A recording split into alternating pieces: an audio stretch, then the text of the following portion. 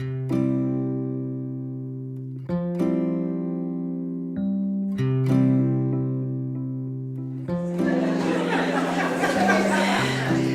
yes, welcome to the Winifred Raphael Memorial Lecture for 2017.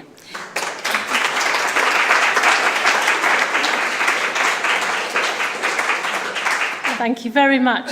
Thank you to the Royal College of Nursing for inviting me to speak tonight. I'm hugely honoured. And to Anne-Man, who has been a great support. I honestly thought only 3 people would turn up, including me and her. So this is wonderful. So thank you very much. And I hope there's something here for all of you. I feel before I start, I should just say that some of the photographs that you're going to see are actually produced in the real world by me and the teams that I work with. So they may not be the quality that you're quite used to, and that's on purpose. But I think you'll get them, and I think you'll see them and enjoy them. But it's important that you see them as they were taken at the time. So this is Coventry University, where I work.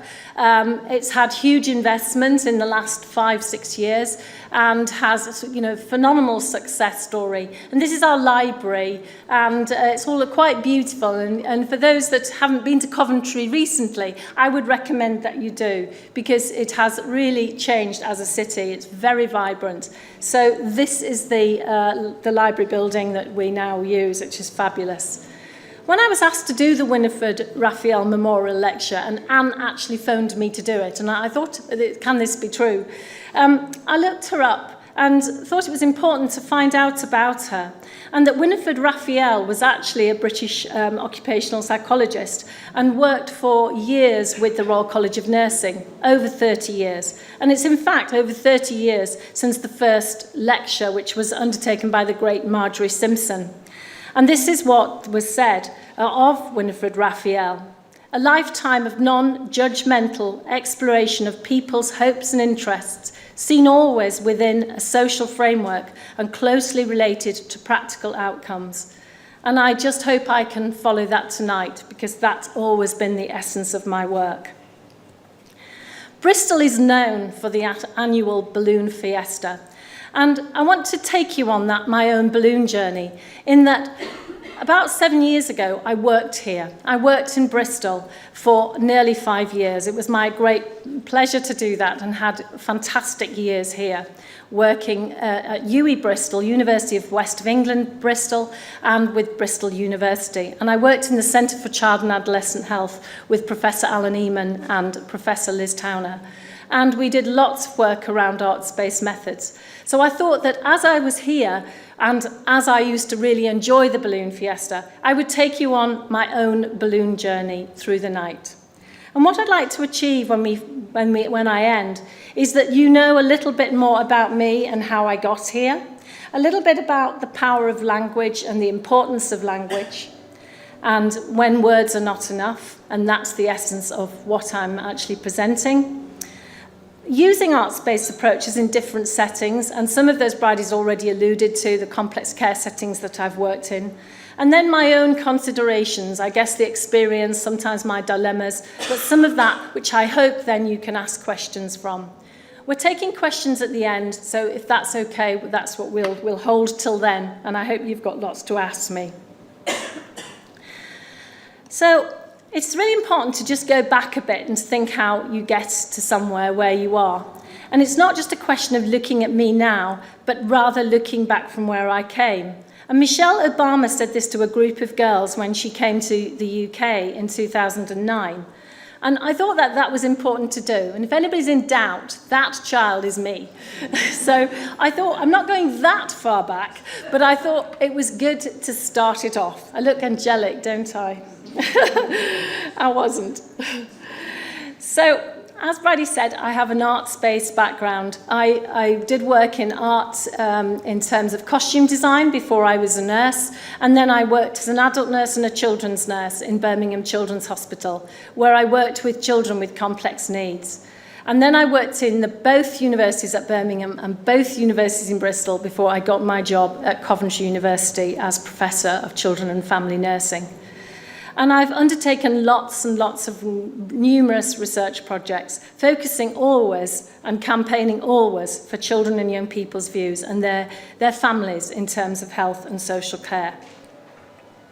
So that's really where the title came from. You know, why the title when words are not enough? I think it's true to say that language has power. We said good evening tonight. You all, understood that. You all understood when to come into the room. We all heard the music. We all talked to each other before we started. But it has immense power. It's the most common form of communication. I think we'd all agree that.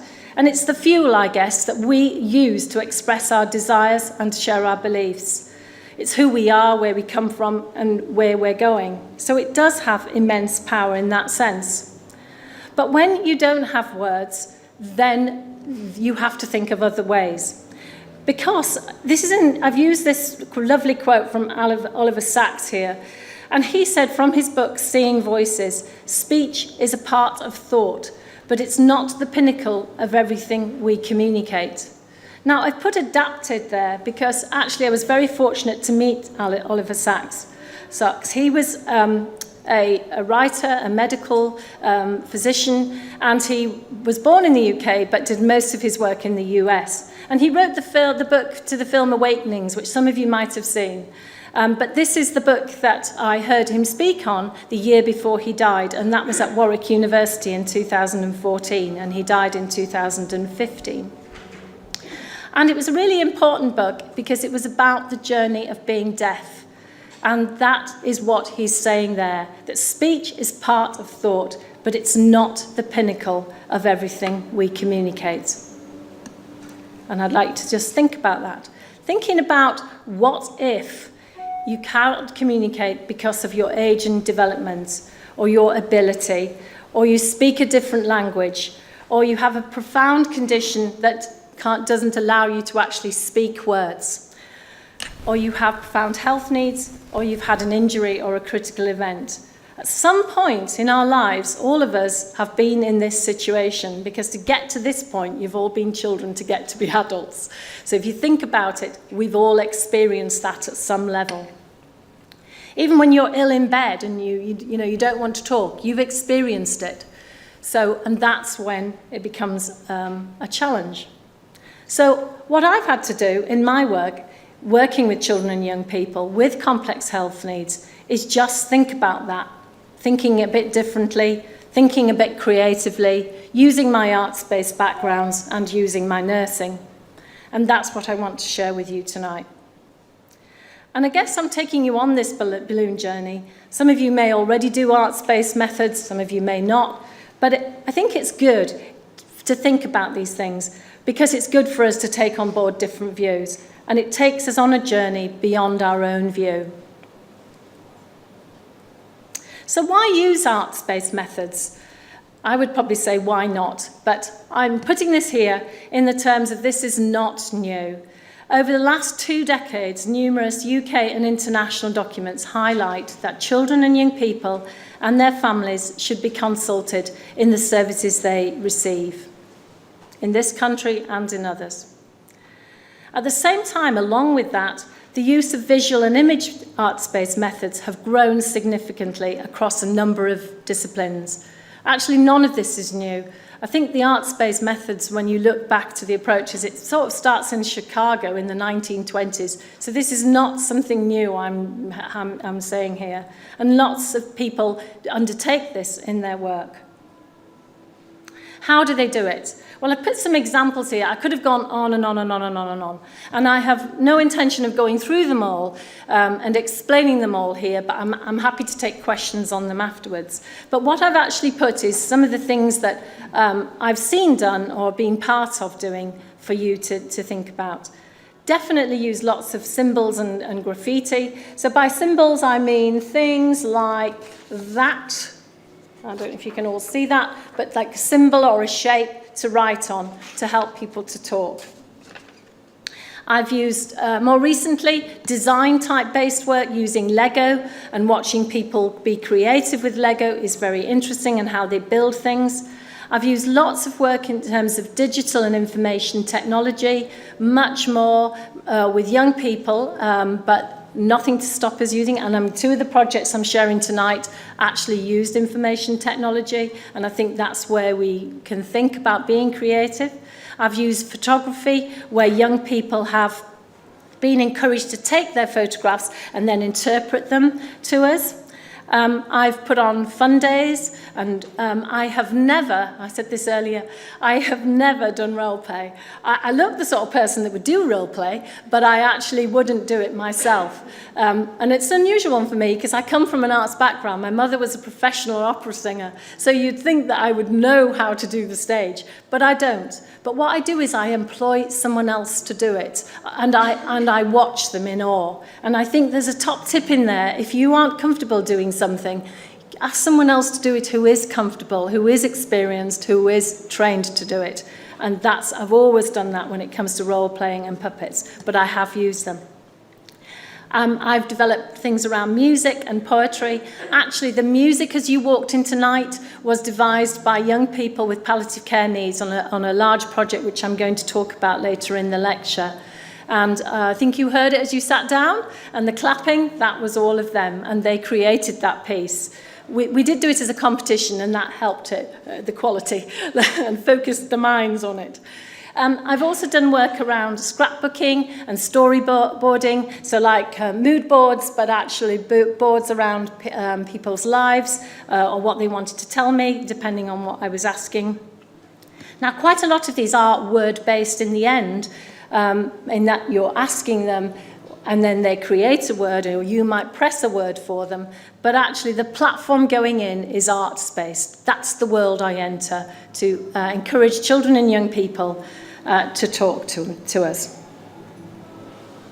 So what I'd like to do now is draw on 3 examples of case studies from my work. One is a case study around age and development.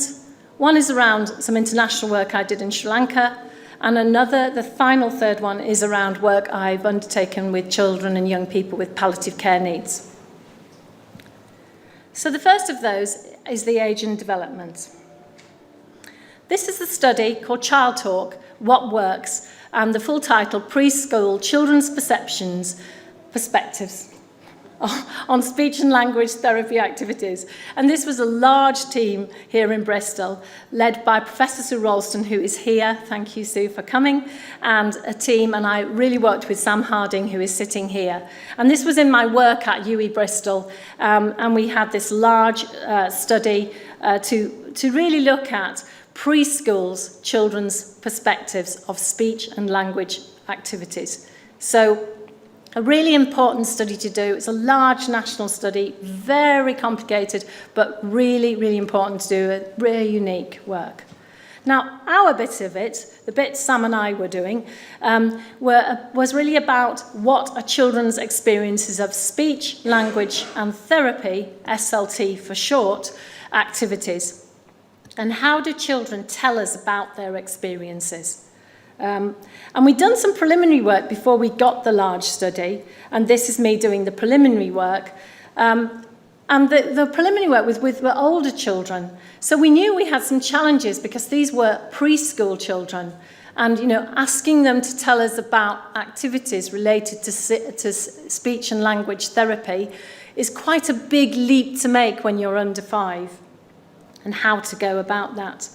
I said it was a multi-level complex study, and it was, and the children's bit was that bit that has now just gone in the red circle.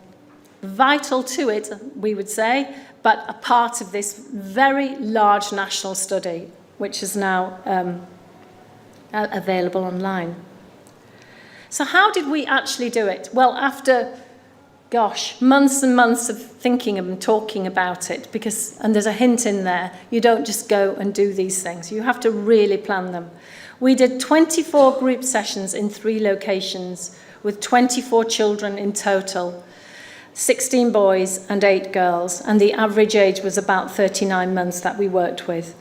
And in the groups, they had a range of communication skills. They had some concern expressed about their speech and language development. That's not the same as a diagnosis, that's concern. because they were under 5s.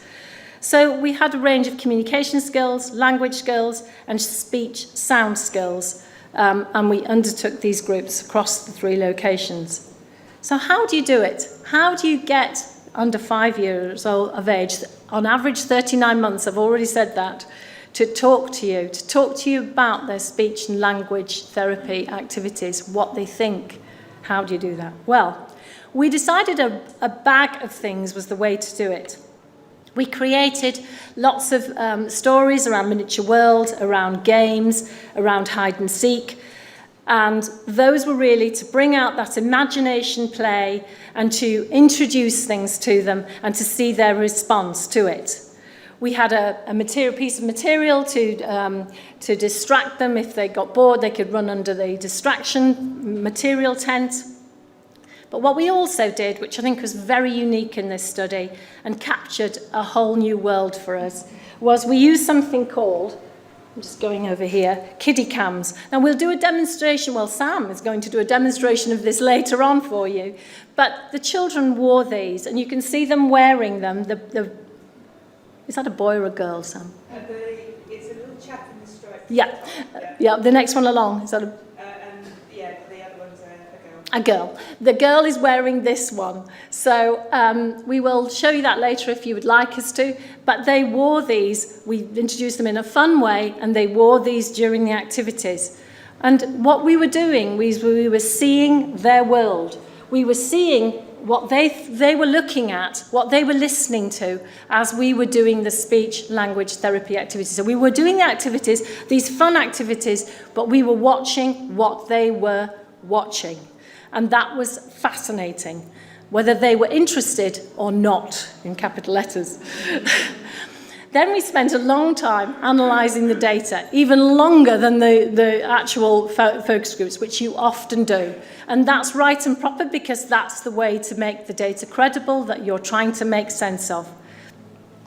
It sounds really simple when you say it here. Well, we came up with 3 groups of findings, but there was a lot of work behind that, a lot of looking at the data, a lot of verifying the data and working as a group on that and really as a big team thinking about it. We came up with 3 areas that we could see: body language, vocalizations and visual attention. And I've just put some in the blue box really to highlight because I only have 45 minutes and there's a lot to cover, but things that really came out of the kiddie cam as well as the activities was their level of interest. This whole concept of fidgeting when they weren't actually engaged. Also in terms of their confidence and their willingness and their enjoyment to partake in these activities. It really helped us to understand which activities worked in their world and which activities didn't at a very basic level, but that's kind of what we were doing. We could also pick up things in their relationships which were really fascinating on how they related to people or get people to help them to actually communicate. So it was a world for us through their eyes, using those kiddie cams. And that was the first time I'd ever used them, and they were very exciting.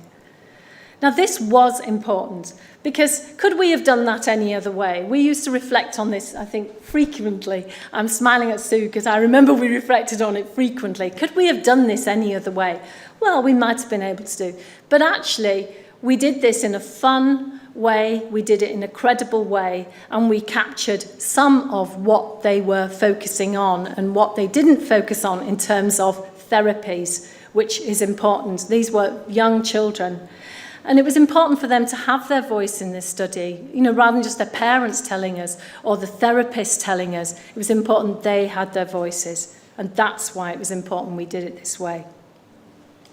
So having done the first case study, I'd like to move on to the second. And apologies if that one is a bit blurred, because that is one of my photographs from my mobile. But I thought that was a great one in terms of balloons, and that is actually taken in Sri Lanka. And this case study is when language is not the same, so a different language from your own. And I have done work with children and young people in this country that don't speak the same language, but I chose this example from Sri Lanka. I'd like to also take you back to the tsunami of 2004. In December 26, the Sumatran earthquake in the Indian Ocean generated one of the most destructive tsunamis recorded, actually second worst in the world ever recorded. There were over 2 million deaths. And in terms of Sri Lanka, which often got missed off the press, 11,000 children were displaced, which is huge when you think about that just for a second. And those are some of the images of that.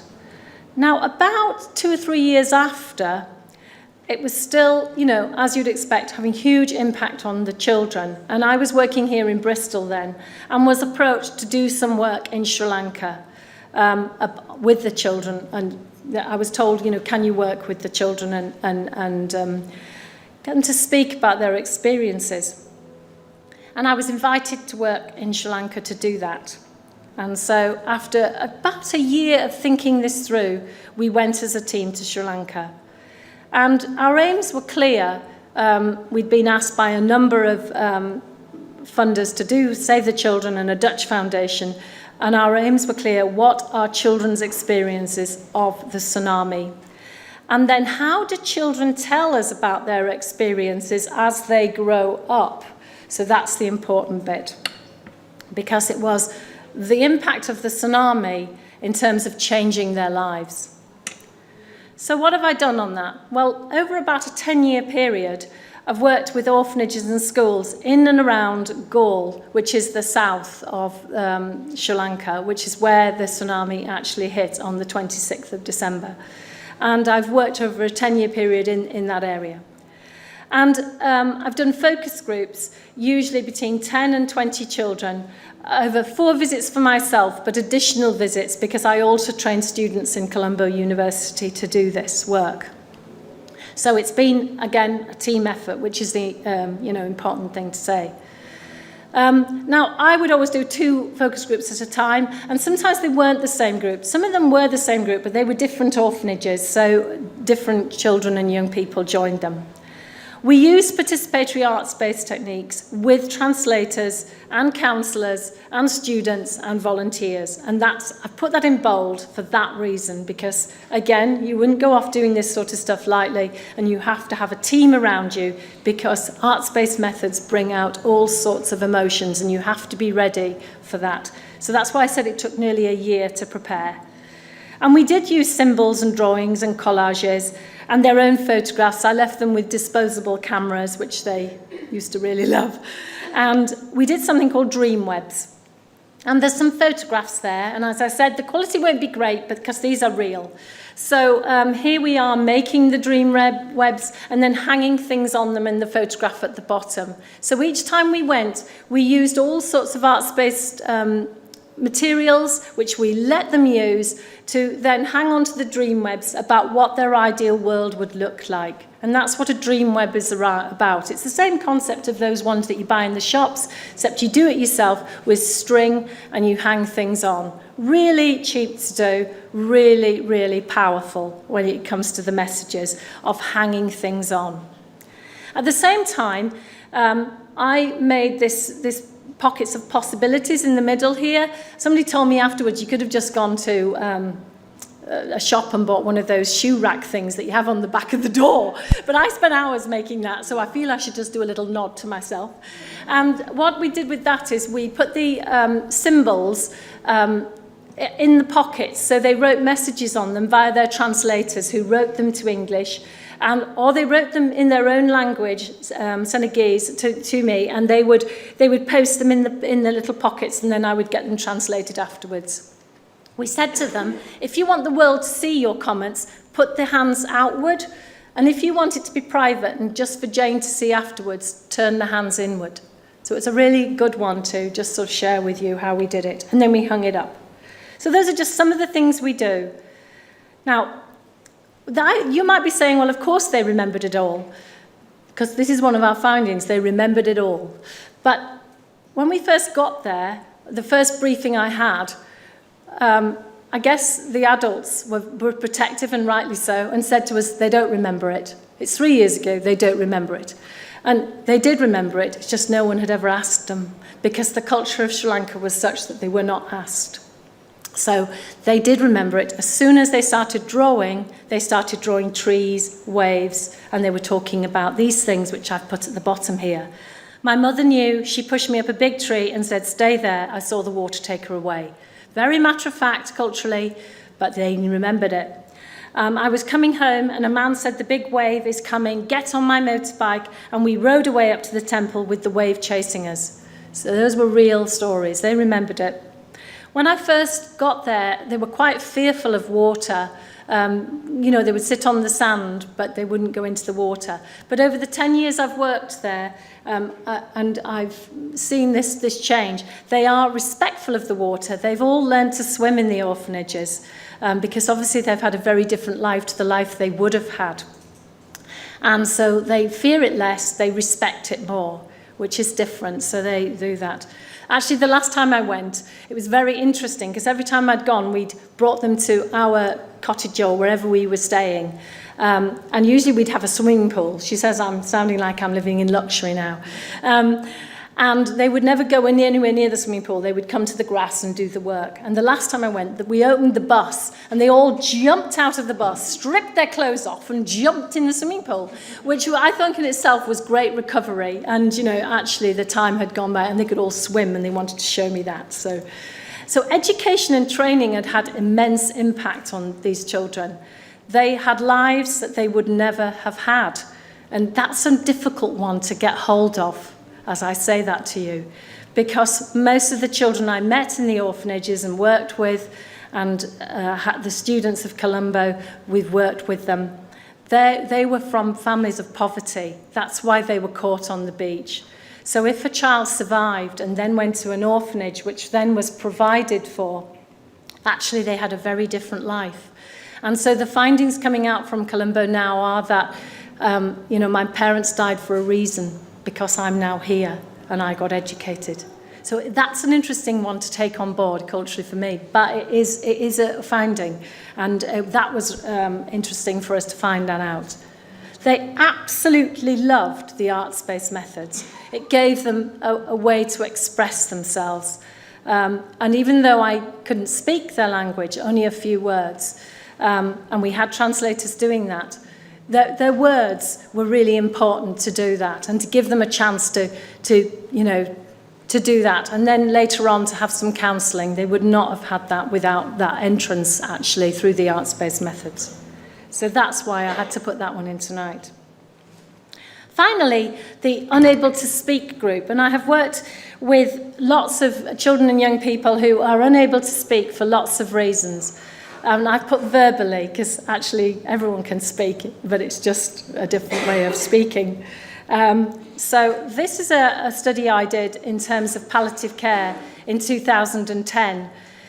In 2010, the Department of Health, and I don't think we'll ever see this again, invested £30 million to improving the lives of children and young people with life-limiting and life-threatening conditions and their families.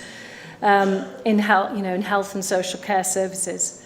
And I was fortunate enough in Coventry University to be awarded 7 projects, and supported by Acorns Hospice in the West Midlands and Together for Short Lives, who are based here in Bristol, and that's the charity for the palliative care charity for life-limiting and life-threatening conditions. And they are also based in Bristol. Lots of plugs for Bristol. And one of those projects was to seek the views of children and young people with palliative care needs, asking them what they wanted. So that was an interesting one, in that some of them were unable to speak because of their complex needs, because they were non-verbal. And some of them had been unable to speak because actually no one had ever asked them. So that was interesting for us to think how to do that. Luckily, it was a large grant, and we started to do some workshops using, again, collage and symbols, but actually we used quite a lot of digital technology with words and symbols and Makaton on it, and then we pressed things that they asked for. Now, that was really clever, because that was in a system called FileMaker that we use at Coventry University, and as soon as they pressed any response, it got saved in the university. So even if they got tired halfway through, or they'd had enough, or whatever it was, or it got stopped because they had to have treatment, we'd have saved that data already, and it was already being analysed, so it's very clever. And we allowed them control, so they had red cards, and I've got one here, that they, to stop if they'd had enough. They could press, a symbol for that.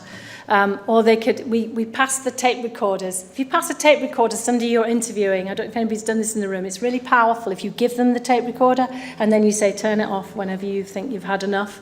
You give those to children and young people, they hold on to it like, ooh, how exciting. And they will, but they understand it and they will turn it off if they've had enough.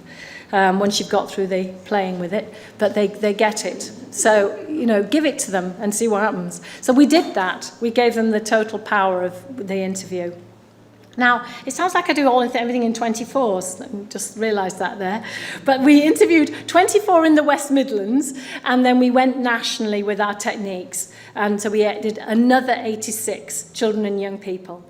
We had strong stakeholder engagement. And when I say that, I don't just mean, that we asked them at the beginning. What we actually did was we trained parents and carers to be the researchers alongside us, because I thought that they would be really supportive in understanding more than anybody actually the needs of this group. So there's those two there. There's a mum there, and she's looking at a consent form, and behind her is a grandma who's a main carer of a young person. And they are both from the West Midlands. But we did that stakeholder engagement because we believed in it as a team. What we used was a technique called appreciative inquiry, where you do things from a very positive view. So we did what is good, what could be better, and what does the future look like. And here you can see the symbols that we used. So the speech bubble, that are the talk words, and if anybody wants any free, I've got a bag full, you can have them. Those are the sort of talk words, what is good about your services. The locks are things about what could be better, and actually you don't even have to print those, because you can go to Hobbycraft now and buy these, and these are the locks, so you can just buy them now as well. So, I just live in Hobbycraft basically. And the dream there is, what does the future look like? And it's really important to bring this stuff together. I said it earlier with the pockets of possibilities, bringing things together before you leave the room or you leave the interview. And what we did here with it, what does the future look like? We took the clouds and we rated them. This was a very big ladder, huge, printed, and doesn't look it on there, but it was. And then we got them in the groups, each time we did a group, to rate what was the most important thing about their services. And actually, the most important thing about their services was having some kind of choice. Having facilities that met their needs, their age and development needs. Yes, their health needs, but actually more their age and development needs. That was really interesting. And I picked out 2 quotes, which I will read so that they can be translated. She, the doctor, talks to me on my own, in my own clinic now. Yeah, I like that. And she was 9. And then this boy here who is 12. I like being asked, like you are doing now. No one asks me in the hospital because I can't speak well. And they don't know me, and I think they say, oh no, he's dying. So maybe we shouldn't ask him, but I want them to.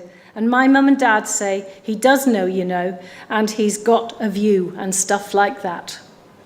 So it was important to ask them. Because for some of them, this was their legacy. And some of those young people and children and young people I interviewed have now died. But they wanted to tell us this because this was their story about the services and about making a difference for other kids like them. That's kind of what they would say to us. And we did use that. We did use that report, Together for Short Lives, have that on their websites.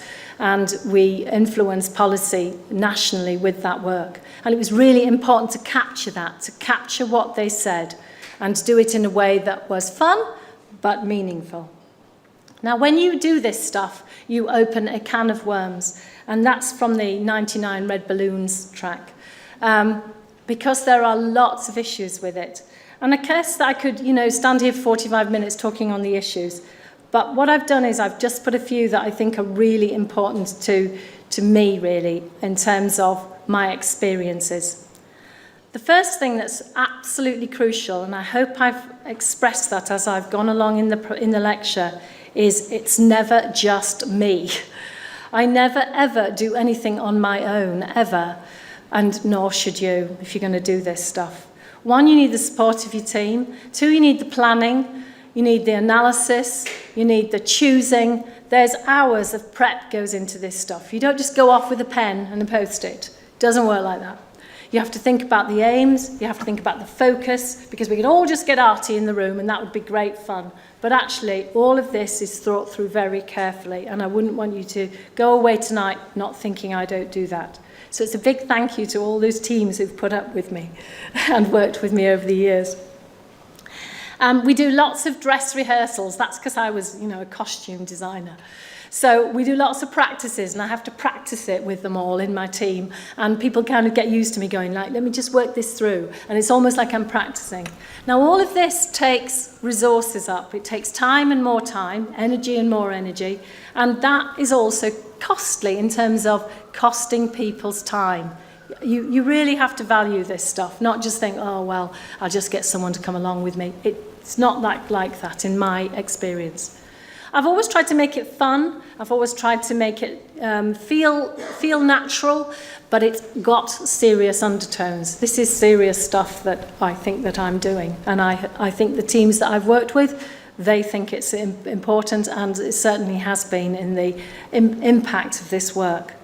But you need to know when to stop. You need to think that's enough. Time to get out.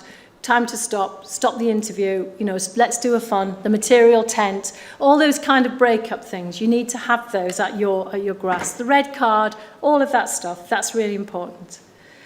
In terms of our health and social care research, we have to be ethically sound, of course. And so we have to go through our committees and our institutional and our ethics committees. But you also have to be ethically sound yourself and comfortable with what you're doing and what you're asking and how you're asking it. Because then it becomes credible. It becomes credible when you use these methods in a way that you're verifying them, you're checking them out, you're developing them, and that they are ethically sound. Actually, whenever I apply to a National Health Services Ethics Committee and they've got art space, I usually turn up with the art space materials for them to see. And I think that's really good for them to see it, one, to get them to know about it, but it's much easier visually to see it than to sometimes explain in a committee. So I often do that.